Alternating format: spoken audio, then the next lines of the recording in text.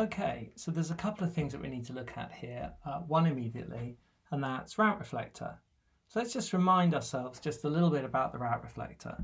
So if you had a route reflector here, if you had a couple of PEs here, the idea is that the two PEs wouldn't need to fully mesh their internal BGP.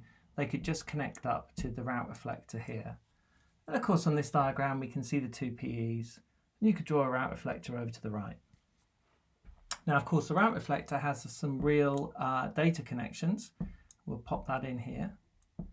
And that real data connection there, generally speaking, wouldn't be running MPLS. And the idea there is that it can't accidentally become part of the data plane. So the routing information goes via the route reflector. The idea is it's configured to have more processing power for things like route calculations, but isn't necessarily in the data plane. In a high-speed way.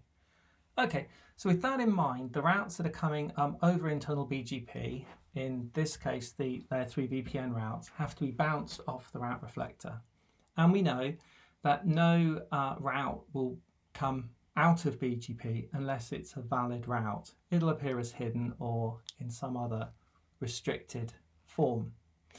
So, as we know, because we have MPLS on, we have both the MPLS 0 table, which actually carries the labels, the physical labels, and we have the INET 3 table, which carries the next hop of the PE, nice idea to use the loopback, and then basically the labels, and is able to resolve the routes and place the data into the LSPs. Okay, so with that in mind, obviously, we don't have MPLS running on the route reflector, so the INET 3 table is empty. Therefore, when the BGP L3 VPN routes come in here, that they can't be resolved. The idea is that the BGP L3 VPN comes in, the route has a next hop here of the PE, and the resolution takes place in INET 3.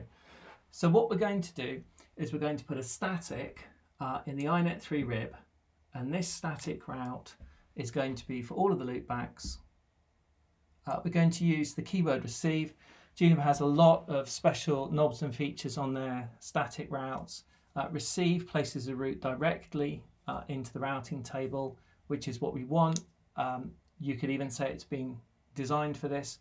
We could put some other things here. You could almost even be discarding the routes. The fact is that the INET 3 is live, and we're able to resolve that route.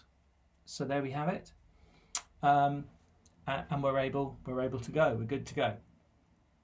So what that does is it doesn't necessarily enable us to do anything with this route. Remember, we're off the data plane, but it makes the route live in the BGP table, and then it gets advertised out, because of course it's the two PEs or the multiple PEs that are actually going to be using these routes. We've just got to make it live in BGP,